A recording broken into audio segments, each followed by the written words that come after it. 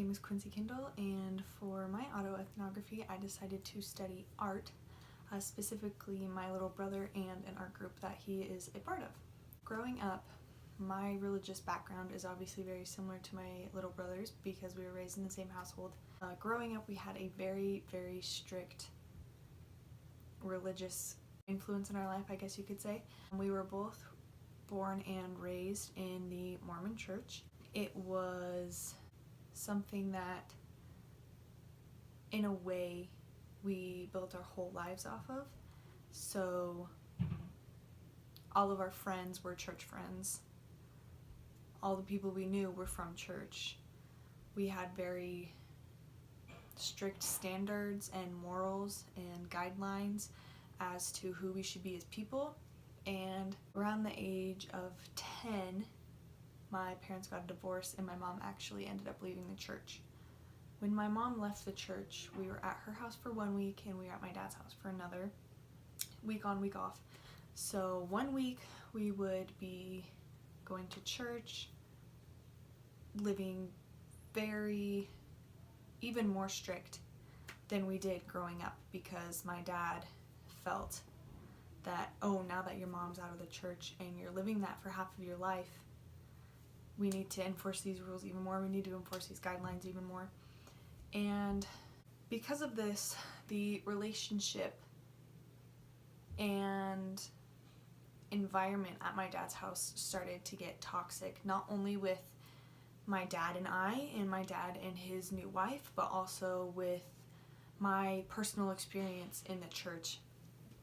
And so when my morals and personal values that I had created for myself started to not align with the morals that I had grown up with and of what the church expected from me, I started to take a step back and kind of view it from an outsider's perspective and I thought to myself, oh, this isn't what I want to be doing with my life, this isn't what I feel like I should be doing with my life.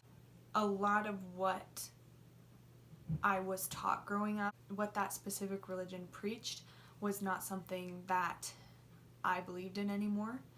It wasn't something that I thought was okay or right or correct.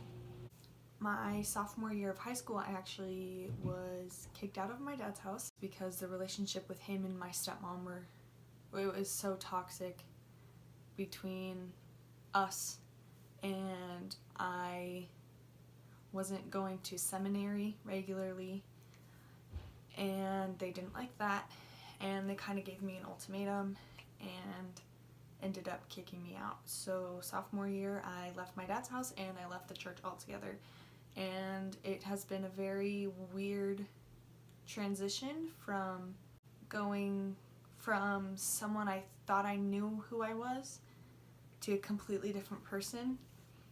If you were to talk to me 5 years ago, you would not recognize who I am now, which is really odd to think about. And my little brother actually has the same kind of story. He recently just left my dad's house too.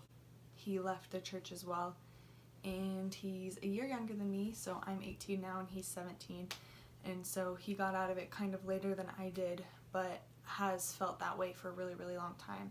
Growing up though, around the age of 7 or 8, maybe it was 6, I honestly don't really know, he was diagnosed with severe OCD and anxiety. Ever since we were little, growing up being homeschooled, and even when we got introduced into public school, he always cared about art more than he did his schoolwork, more than he did hanging out with friends. He loved being crafty, he loved being creative, he loved theater, he loved music, and still does today. So art has always been kind of a huge part of his life, and he actually has a bookshelf in his room that goes from the ceiling to the floor, and it's just full of journals that he has made. Like, he has physically made a journal, made a book, and then filled his homemade journal with just pages and pages and pages of artwork. And throughout the video, I'll insert some of his work as well. So when we did the interview, we sat down at our kitchen table and I asked him 10 questions. We were able to get through all of them, and so I'll go over what we discussed.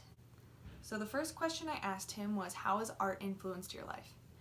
His answer was, art has always been something that I found interesting and useful. It has been a way for me to escape and enter a world that I get to create. The next question was, why did you choose art? I didn't really choose it. I've always felt I've had an overwhelming amount of energy inside of me that I need to express in a specific way. Art has allowed me to do so. It has also given me an outlet to turn to when it comes to taking my mind off my anxiety and OCD, which I kind of already talked about earlier. How long have you been doing art? I have been doing art for as long as I can remember. I'm pretty sure I was more interested in learning how to draw a person than learning to write. It's been very fun to develop into my own style. The fourth question I asked was, what is the biggest impact art has made in your life? In a way, art is easier to describe myself than using words. I've been able to meet people with the same interests, and I've been able to collaborate with people and so much more. What sense of community does art give you? Going to an art school definitely helps. Art has given me friends that are irreplaceable. We connect on a whole nother level. I view art as a projection of a person and their values. Showing someone else your work is a super vulnerable state, and it's hard not to create such a strong bond with someone when you're on that same level together. I then asked, how often do you create art on a weekly basis? He said, I create art every single day. I always make time for it before school, after school, before work, after work, etc. Doesn't matter when it is, art is always a good idea. Whether it's a small doodle or a big project I've been working on, I will always make time for it.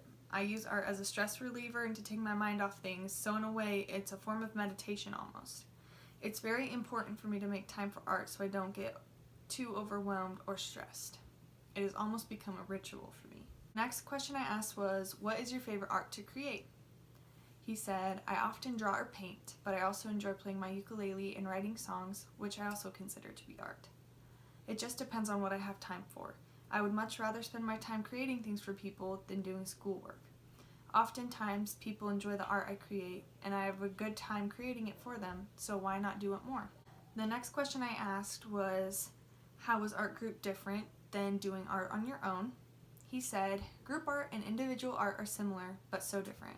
I enjoy both, but I have to be in a specific mood for both of them. Group art is dependent on whether or not you're creating art together or just working in the same space as another person. If you're creating art together, it's a lot of channeling the same energy. Your art styles can be completely different, but it is helpful if you're on the same page when it comes to channeling that headspace. The next question I asked was, where would you be now if you weren't doing art? I feel I wouldn't be as far as I am in life now if it weren't for art. I really believe I've got through some of the hardest parts of my childhood because of art. When I first started doing counseling when I was 6, my counselor encouraged me to share my feelings with her through art. When I told her the thoughts I was having, we created a monster together out of Play-Doh. That monster represented my OCD and anxiety. It made it easier to see how my thoughts were bad and that I didn't need them. The only way I realized this was through my art. The last question I asked was, what is the best feeling you get from creating art? He said, when I create something, it gives me a sense of belonging. Growing up, I was known as the weird kid in school or around my friends. So when I make something that I'm really proud of, it makes me feel that sense of accomplishment and definitely boosts my self-esteem. Every single thing I've created, even from when I was younger, I am proud of. There will never be something I've created that I'm not proud of.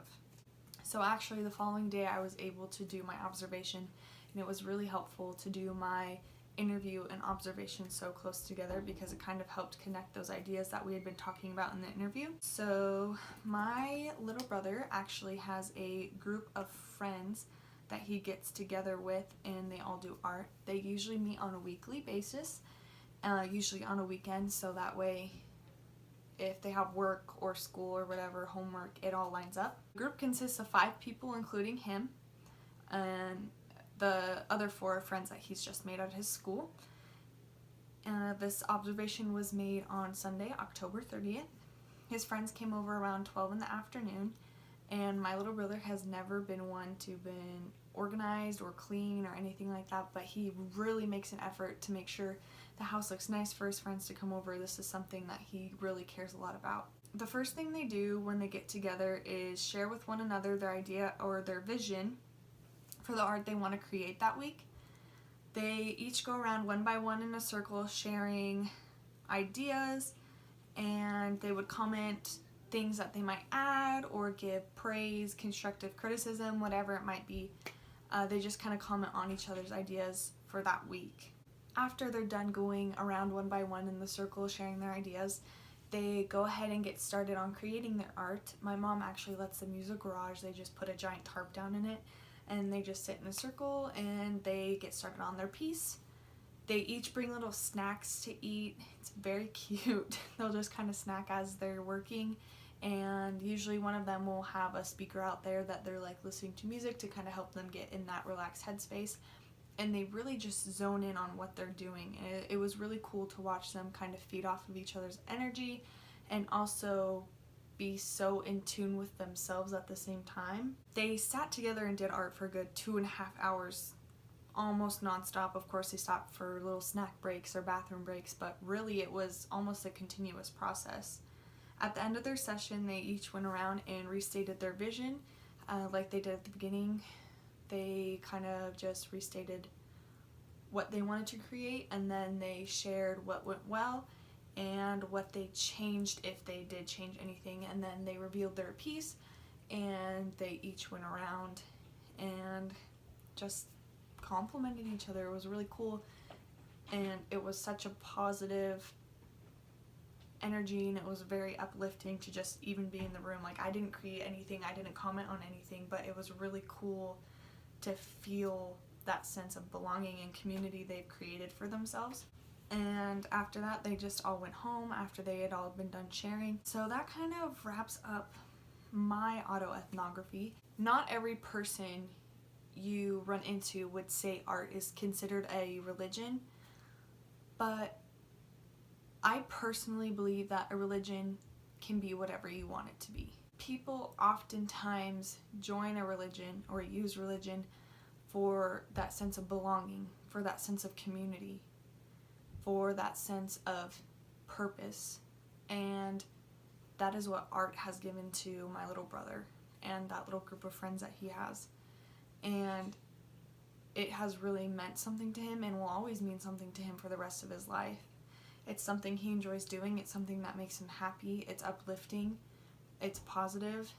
And I think that that aligns with almost every single factor a religion has. That is why I chose art, and I'm really glad I did.